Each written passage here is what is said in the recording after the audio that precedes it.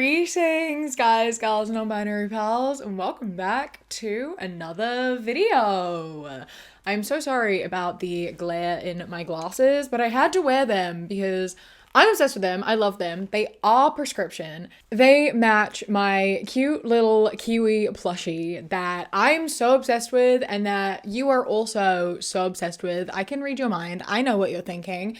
That you are able to purchase at mateship.com until the end of June. They will be gone forever. So if you want to get this cute little pride kiwi plush that, you know, we're matching, you can go do that now at makeship.com or use the link in the description. I really, really do appreciate it. It really helps me out. I get something out of it. You get something out of it. Everyone wins. So cute glasses, rainbow, kiwi, you know, what more could you want? She's gonna stay behind me, tempting you, subliminal messaging this entire time. Anyway, the video. Today, what are we doing? Over the past year or so, since I started going through Facebook groups, I have joined so many. I have my fun little burner account where I am a middle-aged Christian woman, and I go and request to join so many Facebook groups, and it is my favorite thing to find them and to join them and to go through them. I am now in definitely upwards of 50 groups. A lot of them are parenting groups and a lot of them are complaining about your husband type groups. And I think it's great. I have a great time, but also I hate it. And recently I joined a whole bunch of new ones. So you'll be getting a few more of these as I go through some of the newer groups that I join. And one of those is this group called Vent. I hate my husband / significant other today. And it has 7.4k members. And so naturally, obviously, I saw a group that's just, I hate my husband today. And I was like, okay, sign me up. I need to know more. Let me in to the venting circle. And when I got approved, sat down, spent the day going through it, and I've pulled together some great posts that we are going to look at and talk about because there are a lot of women who need to leave their husbands. And this is a whole bunch of reasons why. So let's go. Okay, tell me I'm not crazy. I know it was 9 months ago, but my husband and I still disagree about it, and his family think I was unreasonable for feeling this way. I'm already on your side. I don't even know, but a lot of the time when these stories start like this, I'm like, I feel like you're probably right. I gave birth last year, and then literally the day before my son turned 4 weeks old, my husband left to another province, 2,000 kilometers away, to visit his dad for his birthday. I had a C-section, and yes, I was up and doing okay overall. I was still healing. He wanted to go right then because it was his dad's birthday, and he wanted to surprise him. I offered to go in a few months as a family so his dad could meet his new grandson or even the following year for his birthday, but it was a no.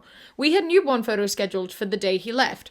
I was mad he went, but literally couldn't stop him. He was gone for a week and a half. I did photos with him, and when I sent them to his family, his side asked why he wasn't in them. I explained he was visiting them. They all live where he went. They told me I should have put it off to wait for him. He didn't care, but they sure did, and haven't let me forget it. I'm mad at him for going. I'm mad that his family thinks I'm terrible for not wanting to do photos I had booked literally a couple of days after our kid was born. I was still healing and feeling vulnerable, and he left to visit people who don't give two figs about me.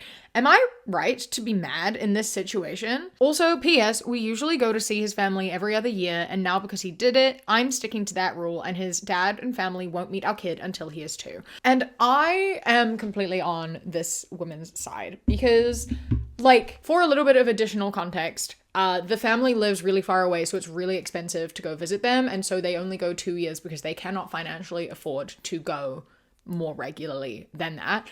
And the photos couldn't be rebooked because the next available photo shoot slot was in 6 months, and then they're not newborn photos anymore. The whole point was to have newborn photos.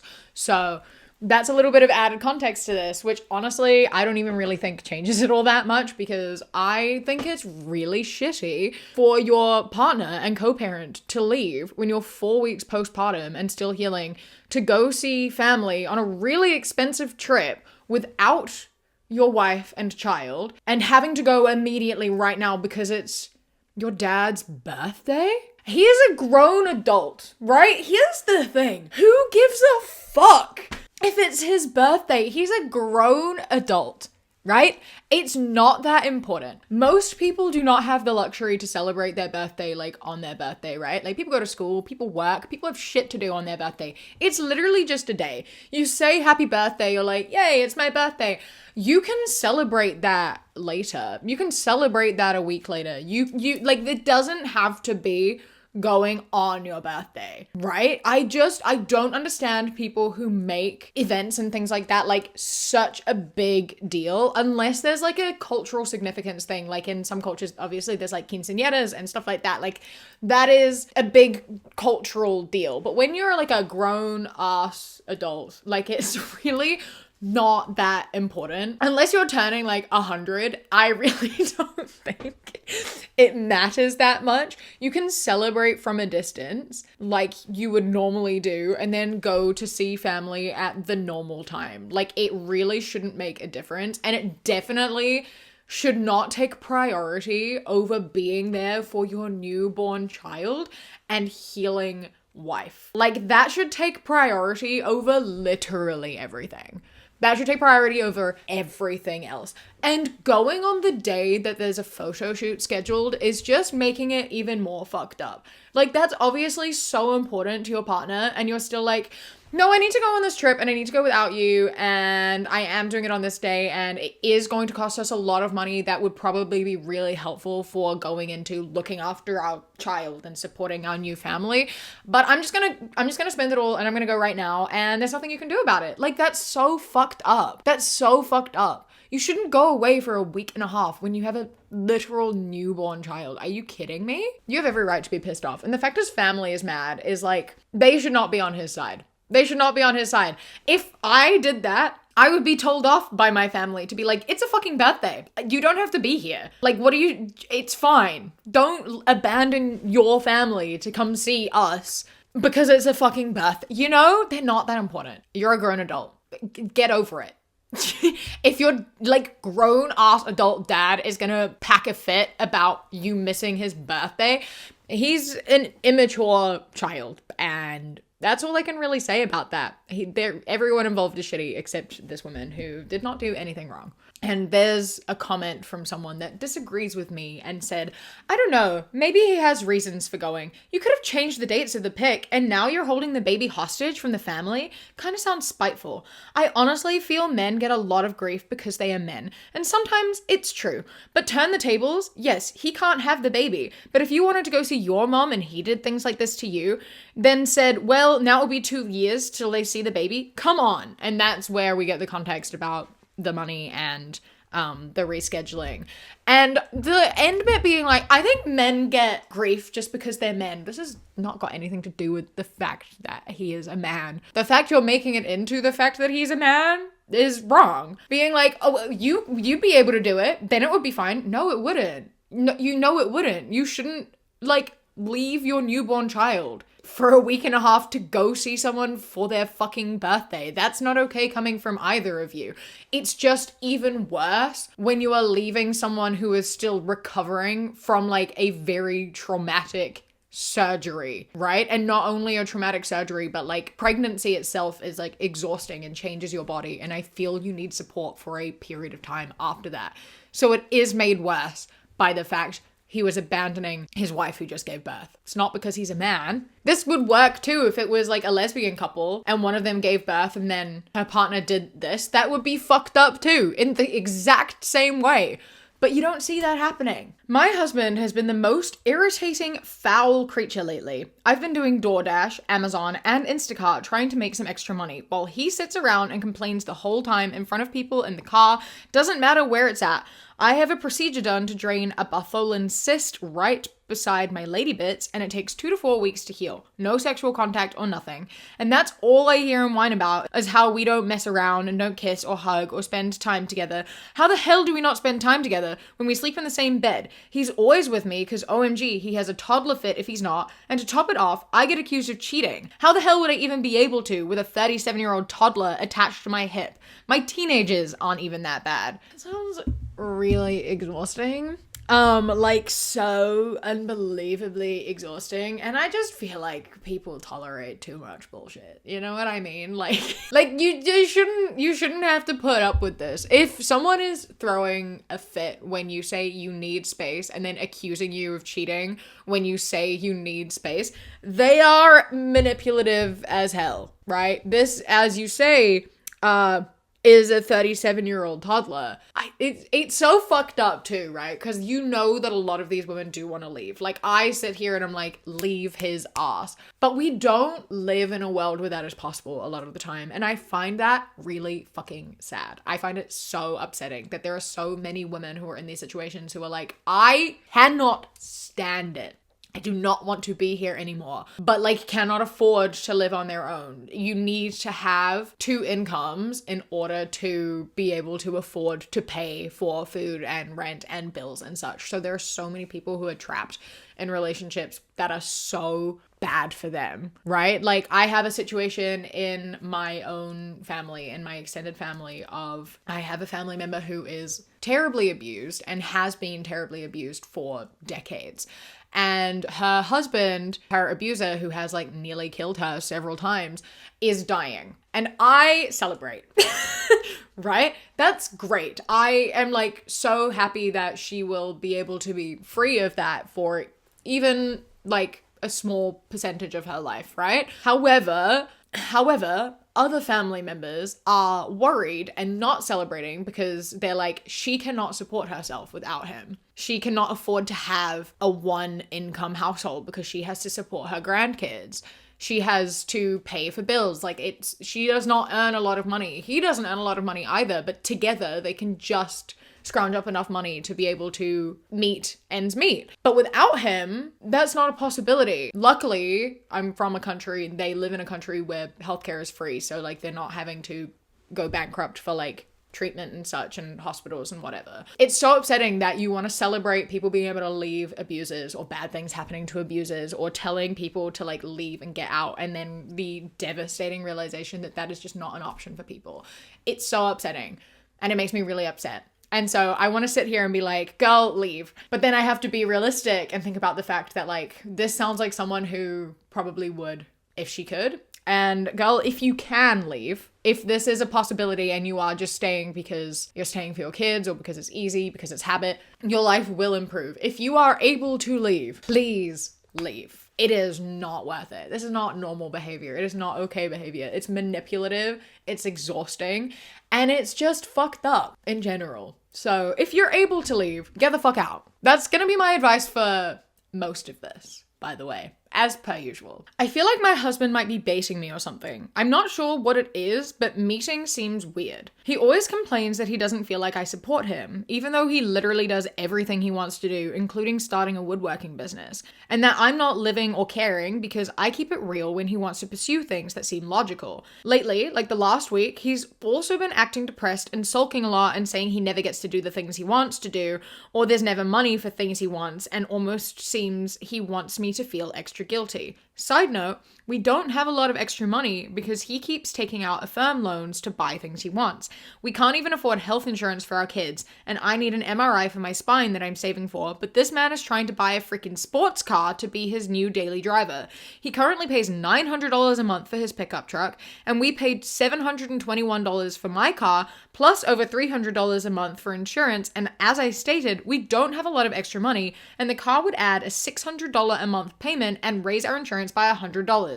After all the sulking and complaining and comments about how I'm not supportive, I'm scared to tell him no, that he cannot buy that car, because I honestly already know how he will behave. The sulking will get worse, and he'll say I'm not supportive, and we'll end up in an argument over it. But it makes me so upset that we can't even afford my MRI and insurance for our kids, and he thinks he needs a sports car.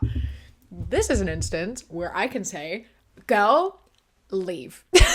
Girl, leave. Take your money and go. Take your money and go. Because if he is spending money on a sports car when you cannot even afford your kid's health insurance, he needs to fucking go. He needs a reality check and he needs to fucking go, right? Your money will be better spent elsewhere. If he's not there draining all your money on projects and shit that is not beneficial to anyone, then you can probably do all right. You'll probably suffice, and you can get child support money from him to help you with your kids that he won't be able to spend on a sports car because he's actually legally obligated to give it to you to go towards your kids and ensuring they have healthcare.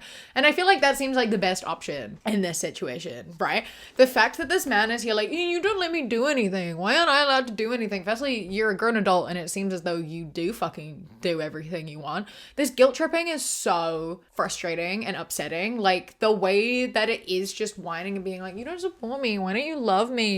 Why can't I do all these things? I just want a sports car. I want to spend money. Bro, you're a grown fucking adult. You should know how to prioritize things. If a sports car is a priority over your kid's health, you're a bad person. You're a bad and very selfish person. Like, that is not okay on any level. Like, I think that people deserve to be happy, obviously. I think that people deserve to do the things that they want to do. But I also think that when you become a parent, you have to make sacrifices, right? When you choose to become a parent, you are choosing to make sacrifices.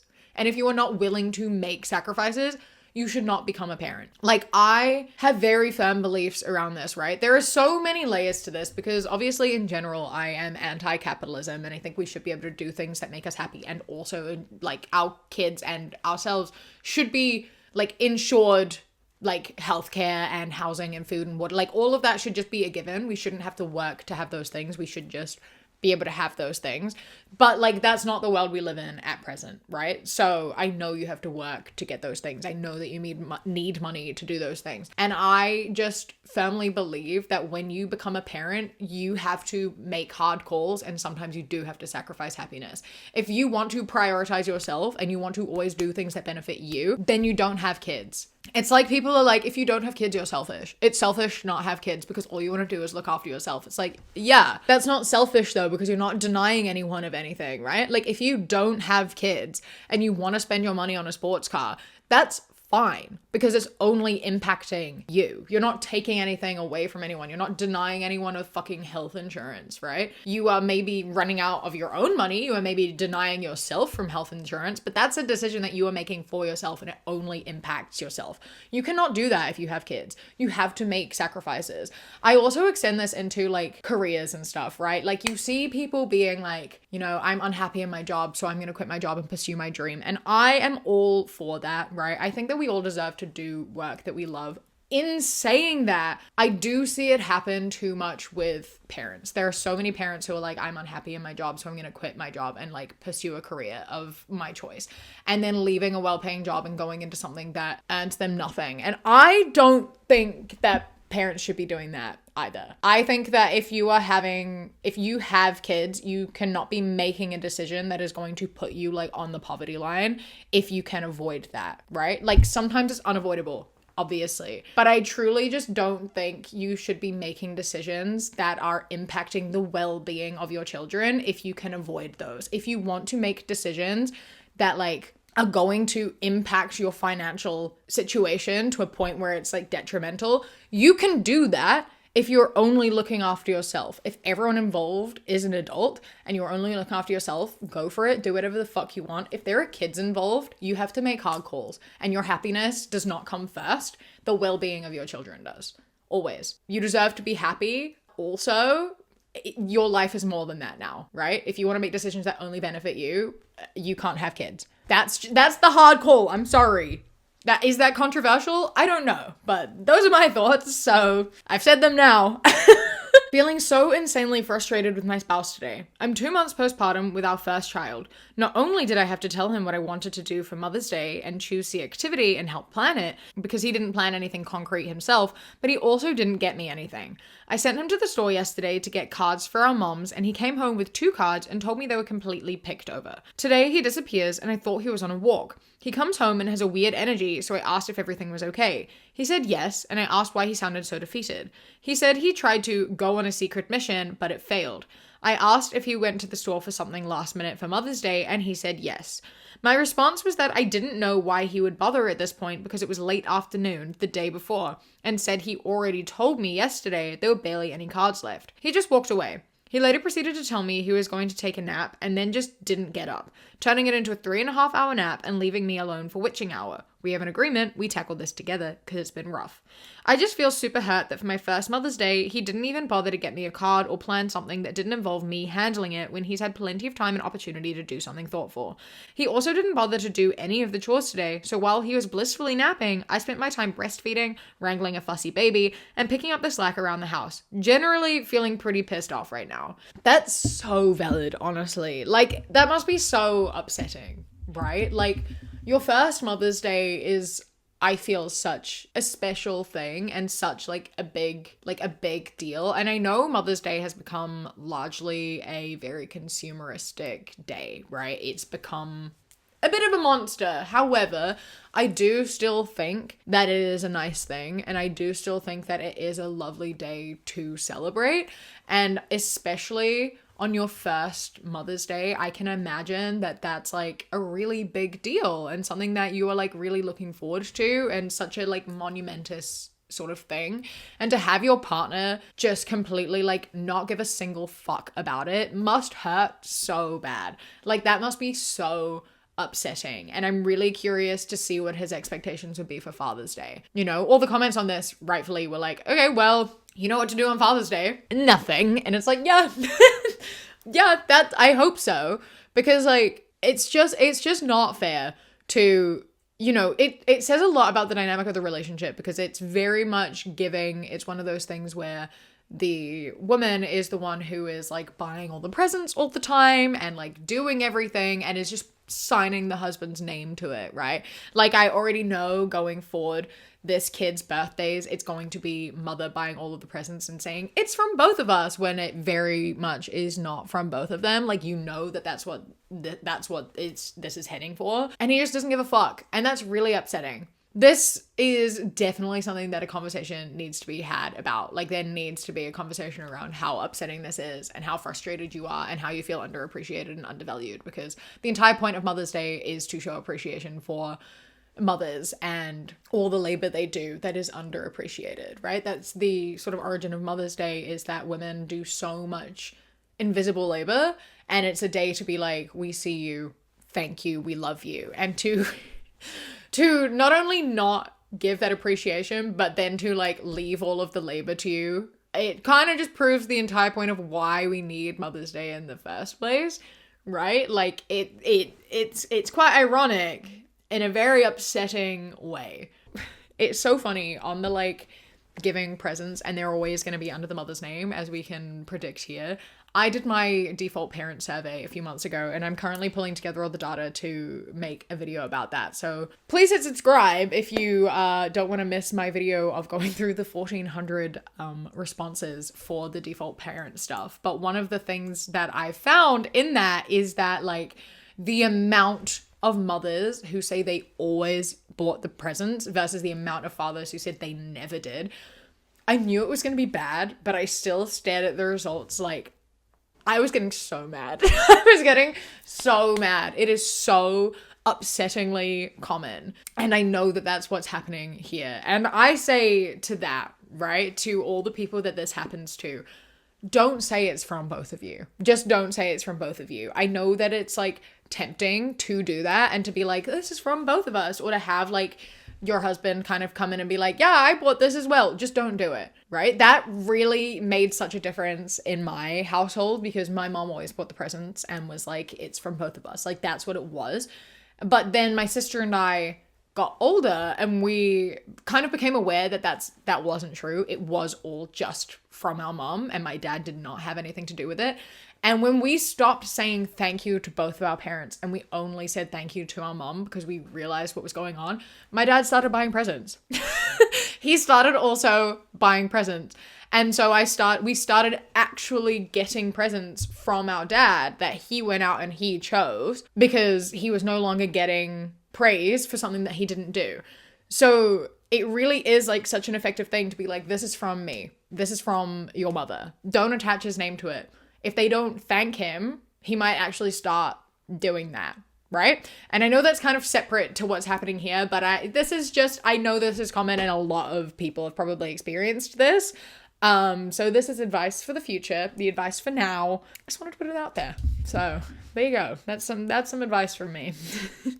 Anyone else's husband constantly bitch about having to support their family? I'm a stay-at-home mom due to health issues and having a disabled child.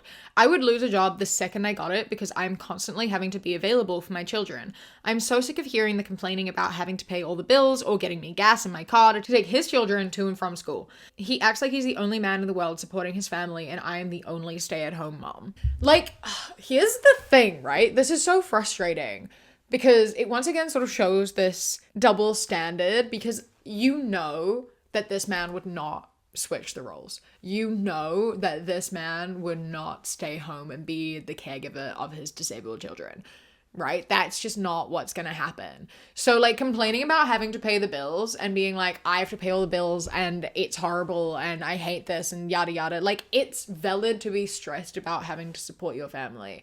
That is a difficult thing to do. Absolutely. I understand being stressed about that and being frustrated and worried, and those are all very valid things. But there's a difference between being stressed and like being mad and taking it out on someone who literally has no other say in the matter, right? Like, you have a disabled child and that comes with a lot. That comes with a lot of financial pressure and a lot of difficult decisions. And unfortunately, something that comes along with that is that you will have to support them. Like, you sometimes just are unable to have that two income household. And this goes back to the fact of like, I don't think that's how it should work. I think that, you know, you should be able to like support your family and like have bills and necessities and things covered, especially if you're unable to work due to having to support a disabled child. But it's unfair for a partner to complain about having that responsibility in a way that like almost makes it seem as though he's saying that having a disabled child is like a burden, right? And I understand that having a disabled child might be difficult, especially if it does impact the income of the household, especially if you have to pay for a lot of medical bills and such. Like, I understand that that's a difficult thing, but there's again a difference between being stressed and voicing that stress and concern and like getting support from people versus like taking it out on those people, right? I've stayed way too long with a cheating spouse, lots of resentment, anger, and hatred. Now he's old and not well, but still requests a blowjob or handjob whenever I have to shower him, like I have any interest in that now. Has any other woman dreamt of a Lorena Bobbitt moment? For those who don't know, she cut off her husband's private parts and threw them out the window in the 1990s. Good lord. You know what though, girl? That's so valid. That's so valid. Like, so fair. But also, leave. Get the fuck out. Being like, I stayed too long, but now he's old, so he needs a carer. That's, who cares? That's fine. That's, just leave him anyway. Because if the roles were reversed, he absolutely would have left you. If he had to care for you, he absolutely would have left. It would have happened. There is such an upsetting statistic of the amount of men who leave when their wives require care versus the other way around. Like, so many men just leave when their wives need care, which is so fucked and so sad. And this man would not have stayed if you were the one who required care. And the fact that he has cheated on you and you are caring for him and he is asking you to give him sexual favors, this isn't even a like reciprocal thing. This isn't even a like, do you want to have sex? Do you want something that like is also going to benefit you? This is a like, while you are looking after me and caring for me, please do a sexual favor for me. Fuck off. I think, yeah, you are so valid in fantasizing about castrating him and throwing it out the window. I would support you. If you do that, I will support you. Yeah, that's fair. That's valid, honestly. But like, seriously though, leave, get out, get the fuck out, because no, I'm at breaking point. I officially broke down. Been married 16 years, since 18 years old. Had our miracle baby that took 13 years to finally conceive. He just turned 3. We wanted a baby so bad. Month after month, those negative tests were just breaking us. We finally came to terms we were going to be child-free. And then 3 months later, boom, pregnant. We were over the moon excited. Now, tell me why this man has only changed maybe 10 diapers since the baby was born, never goes to the doctor's appointments or the hospital stays that's 2 hours away. We just got out of our last day tonight, and this is what prompted this post. Anyone that has a very active toddler knows it's extremely hard when they have IVs and NG tubes. Even when he's sick, he still loves to play. And of course, you can't leave the room unless they get a nurse to watch while you leave to go to the cafeteria or try to scarf down what little food bags they give you, because our son was nothing by mouth the whole stay. And I wasn't about to eat in front of him when he wasn't understanding why he couldn't eat. Anyways, I'm getting off topic. We get home. I'm exhausted. Baby is exhausted. I had to carry in all our bags and saw the house was just trashed. He was so lazy, he couldn't even throw away any trash since Monday. And it was all on the counter and the dining room table, sink full of dishes, the dog needed to be walked, just freaking messy. And it was his mess. Everything was done before I left for the hospital with the baby. I'm done. I'm doing this on my own with the baby. He didn't call or text once the whole time. Didn't check on our son or me to give me support. Then I come home and have to at least throw trash away and whatever I can after the baby fell asleep. And now I'm actually on a blow-up mattress with the baby in the living room as an excuse to not be in the bedroom with him, saying the baby still needs me close by. Why do they get to do nothing while we do everything? There's so much more, but this is just the straw that broke the camel's back. I'm done. I can't even be sad at this point. I just feel anger. He isn't showing any love to our son or I. It's been since I was 20 weeks pregnant the last time we were intimate, so 3 years, 4 months of absolutely nothing. Ugh. Thank you for reading this incredibly long vent. I will probably be updating with more tomorrow, but it's been an extremely long week. And it's late. Well, I'm glad you came to the conclusion of, that's it, I'm done, I'm leaving. Please do. I so hope that you did in fact leave. I so hope, because oh my God. The fact that intimacy stopped midway through pregnancy and hasn't started again shows that he is one of those men who like found pregnant wife like undesirable and didn't appreciate the changes of her body and was like, ew, gross, despite trying to get pregnant for fucking 13 years. And like, surely this is the thing. You know what a pregnant woman looks like. You know how bodies change. You are completely aware of that. How do you then get to that point and go, oh, this is so undesirable? Oh, no, yuck, gross. Firstly, like I cannot imagine thinking that. Like there are so many people, like men and otherwise, who think that their partners get more and more beautiful as they're pregnant. And I feel like that is the only appropriate way to be, because like it truly is such an incredible thing. Like they're growing a fucking person inside them. That's wild. That's incredible. And I don't understand how you can just like not see the beauty in that. And anyone who finds that undesirable and like repulsive, fuck you. No, right? Especially if that's your partner and you're like, ugh, what the fuck is wrong with you? And then afterwards, obviously, this child has medical needs, so is like a disabled child of some idea. And so I feel like a lot of this issue comes down to the idea of like, if you are going to have a child, you have to be prepared to have any child. If you are choosing to have a child, you have to understand and know that there is a possibility that that child is going to be disabled, and you cannot have that child and then be like, oh, but I didn't want that one. Sorry, I actually don't want to be a part of this child's life because they didn't come out exactly the way that I wanted them to be. That's so fucked up. Spending 13 years wanting to have a child and then being disappointed in the result because they are not able-bodied is so fucked. That's so fucked. It makes me so upset how often that happens as well, because you know that that's what the issue is here, right? Like, it was not the baby that he dreamed of getting, and that's so fucking sad. And this woman knows that, and this child is absolutely going to know that, and so it is better to have that separation and take the child out of his life, because otherwise that child is going to grow up feeling just really sad and like wrong, you know what I mean, when they shouldn't have to feel that way. And in terms of lying and being like, I'm sleeping on an air mattress and saying it's because I need to stay close to the baby, just tell him the truth. Just like straight up be like, you are a bad father. You clearly don't love our child in the way that you were meant to. We wanted this child so badly, and now that we have one, you are like not even being a father, and that is so upsetting to me and our child, and I am sick of it. And we are leaving. As soon as I am able, I am taking our shit and we are going. Since you don't want to be a dad, you don't get to be a dad. And I feel like you have to be honest with that conversation, because he deserves to hear it and he deserves to be torn to shreds. So yeah, I really do hope that this woman took her toddler and left and is going to go on to live a wonderful life as a single mother with this child, or find someone who actually cares and is a loving and supportive partner and step parent, because that is what she deserves. That is what this child deserves. And this man can go fucking jump in front of a car. I don't know.